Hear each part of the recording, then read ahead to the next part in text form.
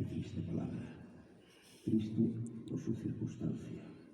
Triste por su consecuencia. Triste porque tus anhelos se quebraban en tu pecho. Quedaste sola, señora, sin comprender tal suceso. No comprendía su cruz, ni tampoco su calvario. Solo sentir soledad, sin percibir la verdad que tu hijo fue la luz para los seres humanos. No estás sola, Madre nuestra. No estás sola ni estarás. Nosotros te acompañamos en tu camino truncado, rogando que el crucificado te acompañe de verdad. Nosotros, en nuestras preces, seguiremos tu destino para evitar, si podemos, que seas la soledad.